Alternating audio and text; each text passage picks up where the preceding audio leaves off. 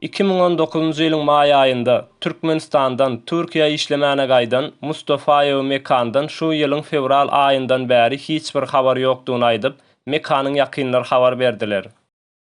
Ýakynlaryň aýtmaklaryna görä, iň soňky gezek fevral aýynyň 30-na telefon arkaly Mekan bilen gürleşendiklerini we gürleşen wagtlary Mekan Türkiýede wagtlaryň ýaşamak üçin berilýän ruhsatnamasynyň ýagny kimlik kartynyň ýoklugyny we şonuň esasynda Türkiýe polisiýasy tarapyndan gyska wagtlyk içeri alınandygyny aýtýarlar. Şeýle hem ýakynlar tarapyndan Istanbulyň niresinde ýaşaýarsyň we nirede näme işde işleýärsiň diýip soralanda Istanbulyň Kadıköy we Esenyurt ilçelerinde ýaşaýan, şol ýerde hem işleýän diýip anyk jogap aýtmandygyny we şol günden bäri Mekandan hiç bir habar ýokdugyny aýtýarlar.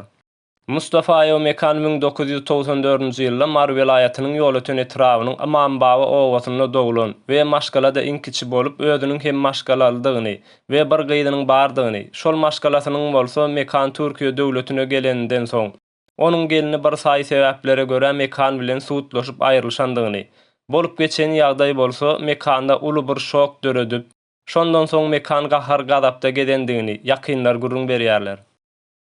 Mundan başga-da Mustafaýew Mekany Türkiýede tanaýan adamlarymyň hemmetinden soraýarys. Hiç bir habar ýok. Türkiýede wagtlaryň ýaşamak üçin berilýän ruhsatnamasy ýoklugy sebäpli gyska wagtlyk içeri alynandan soň Türk polisiýasy tarapyndan 15 gün wagt berýäris. Şol 15 güniň içinde Türkiýeden çykyp gitmelisiňiz diýilip aýdylandygy sebäpli Türkmenistana gidip bolanok. Şonuň üçin Russiýa gitjek bolýaryn diýip Mekan ýakynlaryna gurrun berendigini aýtýarlar. Köp günlerden bäri gijeler ýatyp bilmeýän Mekanyň ejesi köpçülükden oglunyň tapylmagy üçin kömek soraýar.